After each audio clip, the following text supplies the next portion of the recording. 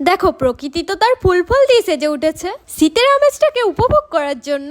আর এই সময় তো আমরাও উপভোগ করি পিকনিক, হই হুল্লোড় আর আনন্দের মধ্য দিয়ে। কিন্তু এদিকে দেখো, এবছর তো আমার একবারও পিকনিক করা হয়নি, তাই আমার মিনি কিচেনে একটা ছোট্টখাটো পিকনিক করলাম আজ। চলো আজ তোমাদের সাথে সেটাই শেয়ার করি। সো হ্যালো গাইস, আমি প্রিয়াঙ্কা আর প্রকৃতিস মিনি কিচেনে তোমাদের সবাইকে অনেক অনেক স্বাগত। জানো তো, সবাই পিকনিক করলেও আমি না করতে পারায় মনটা ভীষণ খারাপ হচ্ছিল। আর এই কথাটা আমার বান্ধবীকে শেয়ার করাই ও বললো চল আজ ছোটখাটো একটা পিকনিক করি আমরা। আর তার জন্য তো আমরা দুজন মিনি কিচেনে সবকিছু সাজিয়ে নিয়ে বসে পড়েছি। তো প্রথমেই আমি গাজরগুলোকে ছোট ছোট করে কেটে নিচ্ছিলাম।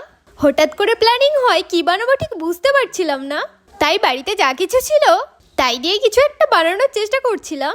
দেখো কি সুন্দর ছোট্ট ছোট্ট টমেটো। তো এবার এগুলোকেই কেটে নেব। জানো তো, ছোট চপিং বোর্ড না পাওয়ায় থালাটা দিয়েই কাজ চালাচ্ছিলাম। আর এই বুদ্ধিটা আমার বিচ্ছু বান্ধবীর। শীতকাল মানে প্রচুর সবজি পাওয়া যায়, আর এই সময় সবজি খেতেও বেশ ভালোই লাগে।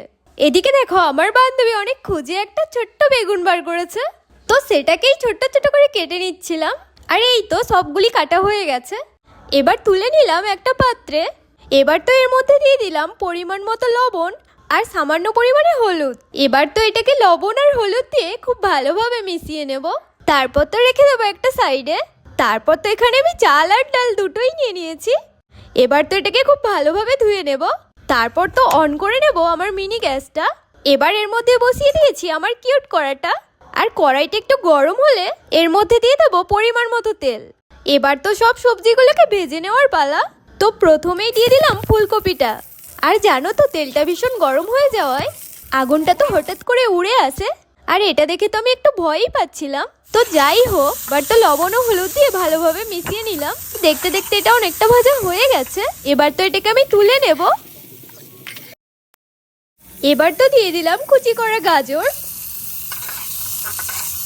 এটাকেও আমি একইভাবে ভেজে নেব। আর দেখো এটা ভাজা হয়েও গেছে। এবার তো তুলে নিলাম একটা পাত্রে। আর তারপরে তো দিয়ে দিলাম আলুটা। এবার এই আলুটাকে ভালোভাবে নেড়েছে। তারপর এর মধ্যে যা সবজি আছে সবগুলি দিয়ে দেব। এবার সবগুলিকে খুব ভালোভাবে ভেজে নেব। আর এই তো সবগুলি ভালোভাবে ভাজা হয়ে গেছে।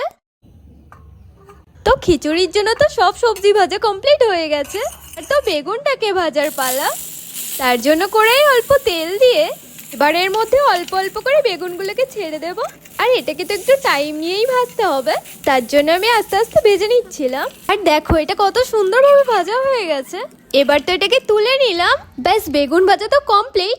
এবার তো বসাবো চাটনিটা।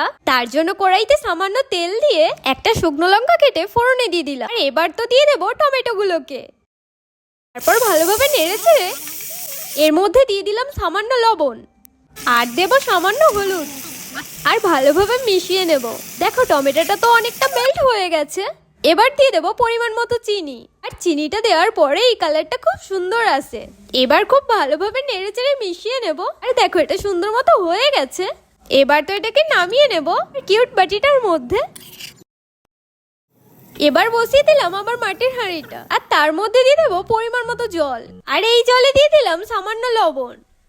এবার তো ঢাকনাটা দিয়ে দেবো আর অপেক্ষা করতে থাকবো জলটা গরম হওয়ার জন্য।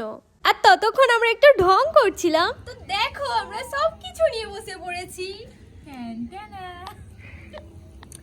আমার ছোট্টবেলার বান্ধবীর সাথে আমরা ফিস্ট করব। দেখতে দেখতে জলটা তো গরম হয়ে গেছে। এবার তো এর মধ্যে দিয়ে দিলাম ধুয়ে রাখা চাল ও ডালটা। তারপর ভালোভাবে নেড়ে চেড়ে ঢাকনাটা লাগিয়ে দেবো। দেখো এবার তো এটা 70% মতো সেদ্ধ হয়েই গেছে। এবার এর মধ্যে দিয়ে দেবো ভেজে রাখা সবজিগুলো। তারপর তো এটাকে খুব ভালোভাবে নেড়েচেড়ে মিশিয়ে নিলাম। ততক্ষণ এটা সেদ্ধ হতে থাক। এদিকে আমি কড়াইটা আবারও বসিয়ে দিলাম। এর মধ্যে দিয়ে দেবো তেল ও সামান্য পরিমাণে ঘি। শুকনো লঙ্কা ফোড়নে দিয়ে দেবো। টমেটো আর কাঁচা লঙ্কা কুচিটাও দিয়ে দিলাম।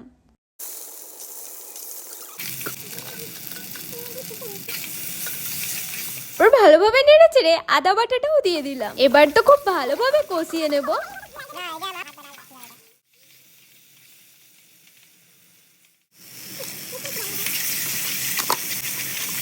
আর এটা কষানো হয়ে গেলে খিচুড়ির মধ্যে দিয়ে খুব ভালোভাবে মিশিয়ে নেব।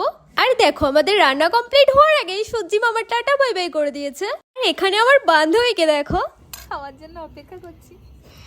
বাটি হাতে নিয়ে অপেক্ষা। তো এটা তো কমপ্লিট হয়ে গেছে। ফাইনাল টাচিং এর জন্য উপর থেকে একটু ঘি দিয়ে দিলাম আর সামান্য ভাজা মশলাও দিলাম ঘ্রাণটা সুন্দর আসার জন্য। অবশেষে কমপ্লিট হয়ে গেছে। আর তো নামিয়ে নিলাম।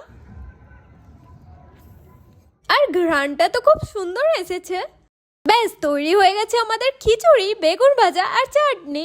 এই ঠান্ডার সময় গরম গরম খিচুড়ি খেতে তো বেশ ভালোই লাগে। আর সেটা যদি হয় মাটির হাঁড়িতে। এবার তো একটু টেস্ট করে দেখব। তার জন্য সব কিছু অল্প অল্প করে তুলে নিচ্ছিলাম। এবার তো একটু খেয়ে দেখছিলাম। আর সত্যি বলতে টেস্টটা তো খুব সুন্দর এসেছিল। আমরা দুজন তো চেটে পুটে সবটাই শেষ করে ফেলেছিলাম। ভিডিওটা তোমাদের কেমন লাগলো জানিও। আমার চ্যানেলটাকে সাবস্ক্রাইব করে দিও প্লিজ। Thanks for watching.